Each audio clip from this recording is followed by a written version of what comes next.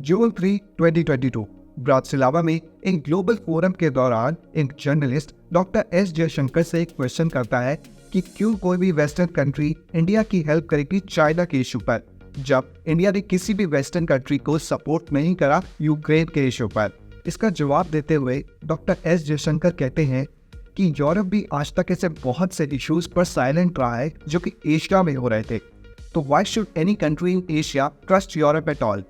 Europe को कहीं ना कहीं इस माइंडसेट से निकलना होगा कि यूरोप की प्रॉब्लम्स वर्ल्ड की प्रॉब्लम्स है, बट वर्ल्ड की प्रॉब्लम्स यूरोप की नहीं। ये एक परफेक्ट रिप्लाई था यूरोप के लिए, जो इंडिया के लिए डबल स्टैंडर्ड्स मेंटेन करता है। एक तरफ जहां ये यूरोपियन कंट्रीज इंडिया का सपोर्ट मांगती हैं यूक्रेन के इशू पर, वहीं इंडिया और चाइना की कॉन्फ्लिक्ट्स पर ये हर बार मौन व्रत रख लेती है। इस वीडियो में मैं आपको बहुत सिंपल वे में यूरोपियन यूनियन की हिपोक्रेसी के 5 मेन पॉइंटर्स एक्सप्लेन करूंगा, जो आपको यूरोप के इन डबल स्टैंडर्ड्स के बारे में क्लैरिटी देंगे and you will soon realise कि जो यूरोप दूर से बहुत परफेक्ट दिखाई देता है, असल में इट्स नॉट दैट परफेक्ट। सो हमारा पहला पॉइंट है वाटर कंजप्शन एंड पोल्यूशन।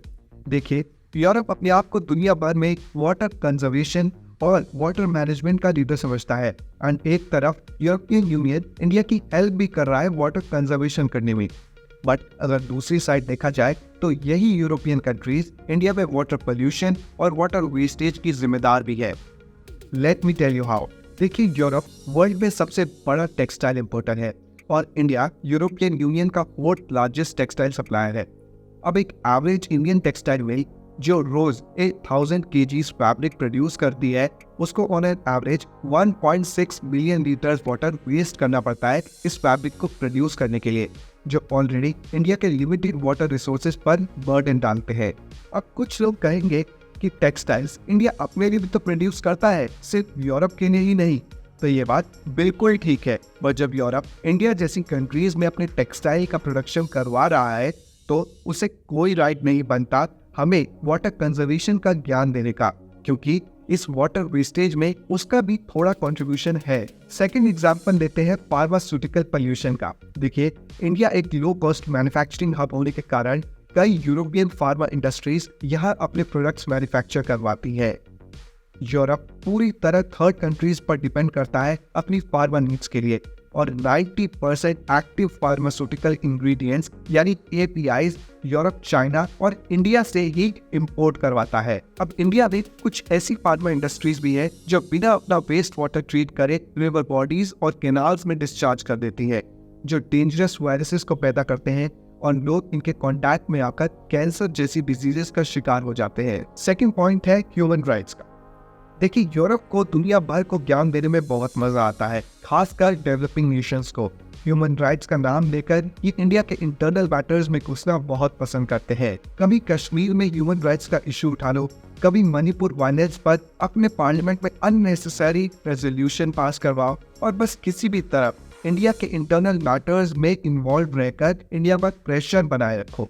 हालांकि मणिपुर वायलेंस जैसे इश्यूज बहुत सेंसिटिव होते हैं, बट इंडियन गवर्नमेंट ऑलरेडी ये सब जानती है एंड नेसेसरी एक्शंस ऐसे इश्यूज पर लिए भी जाते हैं। अब इंडिया के कान में किसी थर्ड कंट्री को ये बताने की जरूरत नहीं है कि हमें क्या एक्शन किस इशू पर लेना चाहिए। ये सब इंडिया के इंटरनल मैटर्स होते हैं जिन्हें हम बिना किसी आउटसाइड प्रेशर और लेक्चर के सॉल्व करने की कैपेबिलिटी रखते हैं। कहते हैं ना कि दूसरे को ज्ञान देना बहुत ईजी होता है, बट उसको खुद पर इम्प्लीमेंट करना उतना ही हार्ड होता है। यूरोप के साथ भी कुछ ऐसा ही है।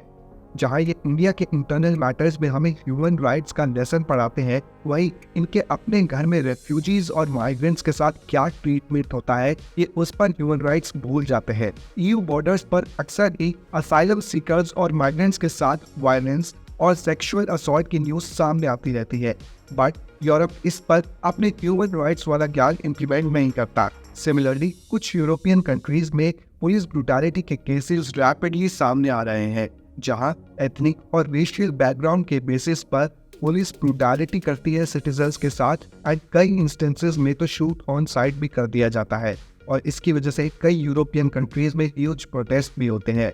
बट यूरोप अपने खुद के घर की प्रॉब्लम्स को सॉल्व करने की बजाय डेवलपिंग कंट्रीज के इंटरनल मैटर्स पर कमिट करने तुरंत पहुंच जाता है। थर्ड पॉइंट है वेस्ट मैनेजमेंट। यूरोपियन यूनियन दुनिया भर में वेस्ट मैनेजमेंट और वेस्ट रिडक्शन का लीडर बनता है कि पूरे वर्ल्ड में जाने जाते हैं अपने वेस्ट रिसाइकलमेंट और रीयूज के लिए। और कोई भी जब यूरोप घूमने जाता है तो वहाँ की क्लीनलीनेस और वेस्ट को मैनेज करने की टेक्निक्स को देखकर इम्प्रेस भी हो जाता है। बट डिड यू नो कि यूरोपियन कंट्रीज इलीगली इंडिया में अपना वेस्ट सप्लाई करती है, जिसकी वजह से न सिर्फ इस वेस्ट की रिसाइकलिंग के दौरान लोगों को सिवियर हेल्थ इश्यूज होते हैं, बट इस हार्मफुल ई वेस्ट की वजह से एनवायरनमेंट पे भी नेगेटिव इम्पैक्ट पड़ता है और एनवायरमेंटल डैमेज होता है। According to statistics, India European Union का second largest waste sending destination है आफ्टर टर्की। एंड यहाँ सबसे बड़ी आयरनी की बात यह है कि हमारी कंट्री में ही वेस्ट भेजकर ये लोग बाद में हमें ही वेस्ट रिडक्शन का लेसन भी पढ़ाते हैं। फोर्थ पॉइंट है trade and investment. European union India के साथ फ्री ट्रेड एग्रीमेंट करने के लिए मीटिंग्स कर रहा है। साल 2023 में इंडिया और ईयू का बायलैटरल ट्रेड $135 बिलियन का हुआ था, बट ये अपने पोटेंशियल से भी बहुत कम है।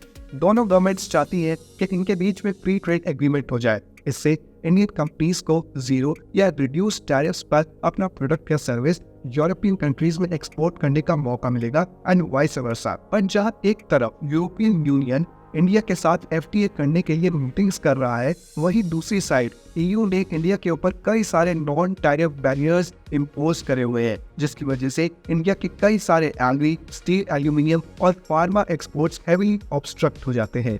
फिफ्थ एंड फाइनल पॉइंट है ऑयल एंड गैस ट्रेड। देखिए, ये बात कोई नहीं है कि यूरोप रशिया के ऊपर 100 सैंक्शंस लगाने के बावजूद भी अभी भी कुछ वॉल्यूम्स में रशिया से ऑयल और गैस इंपोर्ट करता है। हालांकि इस इंपोर्ट में बहुत ड्रास्टिक रिडक्शन आया है, बट अभी भी रशिया से ये इंपोर्ट पूरी तरह बंद नहीं हुए हैं। एंड इस बात से इंडिया को कोई प्रॉब्लम थी भी नहीं कि यूरोप किस देश से अपनी एनर्जी नीड्स पूरी कर रहा है और कौन सा सप्लायर उसके लिए ज्यादा फीजिबल है। बस प्रॉब्लम यहाँ आई जब यूरोप ने इंडिया को रशियन क्रूड ऑयल इंपोर्ट करने पर लेक्चर दिया और दूसरी साइड ऐसी स्टेटमेंट्स भी दी कि यूरोप को इंडियन फ्यूल इंपोर्ट्स कम कर देने चाहिए या खत्म कर देने चाहिए क्योंकि India is using Russian crude oil. However, on the other side आज भी अपनी एनर्जी नीड्स को प्रायोरिटाइज करते हुए यूरोप रशिया से कुछ वॉल्यूम्स में फॉसिल फ्यूल्स इंपोर्ट कर रहा है।